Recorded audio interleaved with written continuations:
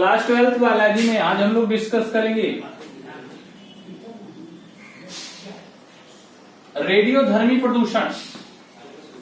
रेडियोधर्मी प्रदूषण, उसके बाद दूसरा टॉपिक पर हमारा डिस्कस होगा मृदा प्रदूषण। मृदा प्रदूषण, इसके बाद आज की जो सबसे बड़ी समस्या है प्लास्टिक प्रदूषण। प्लास्टिक प्रदूषण, तो ये प्लास्टिक प्रदूषण में आपका प्लास्टिक प्रदूषण में मृदा प्रदूषण ही आ जाता है, लेकिन आज की जो बढ़ती हुई जनसंख्या में सबसे बड़ी समस्या जो है प्लास्टिक प्रदूषण है।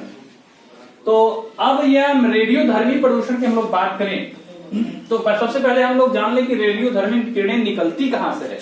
रेडियोधर्मी किरणें जो होती हैं रेडियो एक्टिव पदार्थों से निकलती हैं। रेडियो एक्टिव पदार्थ, अब रेडियोधर्मी किरणें रेडियो एक्टिव पदार्थों से निकलती हैं। तो रेडियो एक्टिव पदार्थ क्या होते हैं इसके विषय में जान लेते हैं। रेडियो एक्टिव पदार्थ ऐसे पदार्थ होते हैं जो अपने अंदर से प्रकृति में, ये पदार्थ प्रकृति में पाए जाते हैं और इन पदार्थों से स्वतः कुछ किरणें अपने अंदर से बराबर निकलती रहती हैं, इनका क्षय होता रहता है। ऐसे पदार्थों को हम लोग रेडियो एक्टिव पदार्थ कहते हैं। जैसे रेडियम की बात करें, यूरेनियम की बात करें, थोरियम की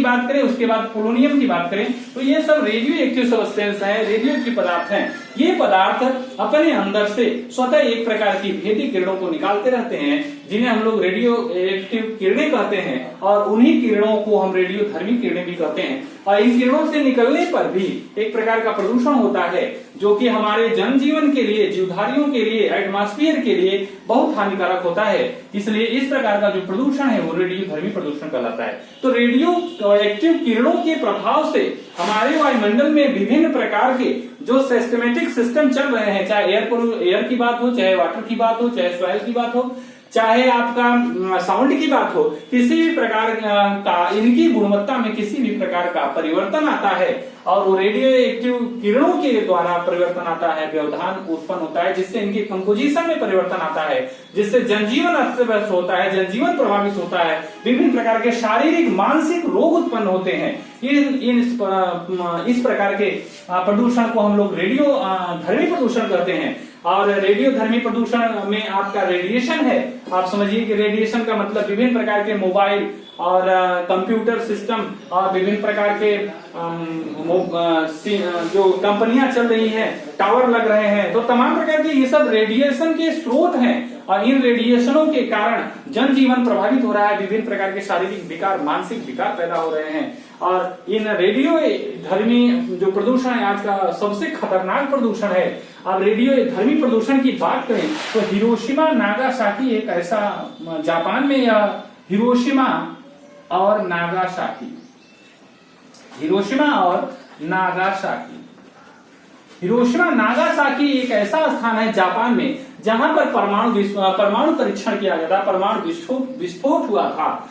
आज भी हिरोशिमा नागासाकी पर परमाणु विस्फोट हुआ, जिसके वजह से वहां के एटमॉस्फेयर में ये विभिन्न प्रकार के रेडियो एक्टिव किरणें आज भी मौजूद हैं। और वहां के इससे जब विस्फोट हुआ उसके बाद यहाँ पे कंडीशन ये हुआ कि इस जगह के हिरोशिमा नागासाकी जो जापान में है, यहाँ का वातावरण इस तरीके से हो गया कि रेडियो एक्टिव किरणों की यहाँ बहुत ज्यादा अधिकता हो गई, और जिसकी वजह से एटमॉस्फेयर प्रभावित हो गया, वहां का जल प्रभावित हुआ, और उसके बाद वायु प्रभावित हुआ, जनजीवन प्रभावित हुआ, विभिन्न प्रकार के मानसिक शारीरिक विकार पैदा हुए। अब आज यह कंडीशन है कि हिरोशिमा और नागासाकी स्थान पर ज्यादातर जो मनुष्य थे लूले लंगड़े अपंग हो गए। आज भी वही कंडीशन है, यहाँ का डीएनए प्रभावित हो गया, और डीएनए के प्रभावित होने से आज भी जो बच्चा पैदा हो रहा है इस स्थान में, जापान में, वो भी बच्चा अपंग, लूला लंगड़ा अपंग हो रहा है। तो कंडीशन ये है कि यहाँ का एटमॉस्फेयर बदला, और एटमॉस्फेयर बदलने से यहाँ का डीएनए बदला, डीएनए से जेनेटिक पैटर्न बदला, और आज भी लूले लंगड़े अपंग यहाँ के जो बच्चे पैदा हो रहे हैं लूले लंगड़े अपंग है। हाँ, अनुमान किया जाता है परिस्थितियां बदलेंगी, कुछ परिवेश में इन किरणों का अभाव होगा, कमी होगी, परिवर्तन होगा, जिसकी वजह से बाद में सुधार आ सकता है।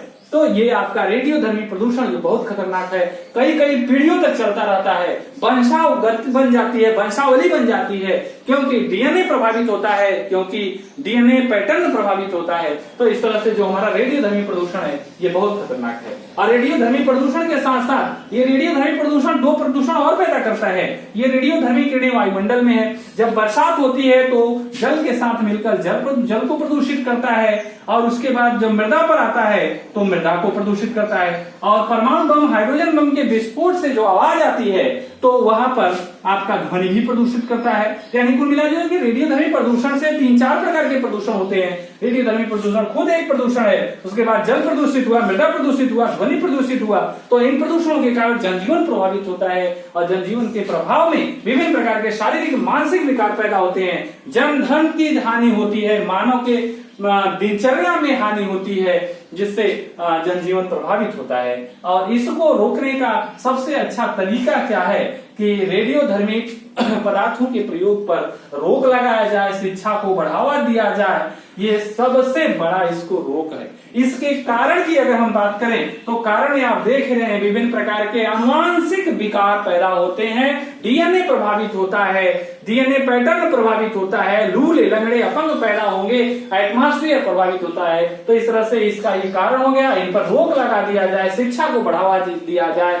और जो विभिन्न प्रकार के वो विश्व युद्ध होते हैं, और जो इन विश्व युद्ध में विभिन्न प्रकार के अस्त्रों शस्त्रों का प्रयोग किया जाता है, एक्सप्लोसिव सब्सटेंस का प्रयोग किया जाता है, और ये सब पदार्थों को रोक लगाया जाए तो रेडियोधर्मी प्रदूषण को रोका जा सकता है। इसके बाद मृदा प्रदूषण की बात कहें तो मृदा के नाम से आपका सॉइल पोल्यूशन की बात हो रही है।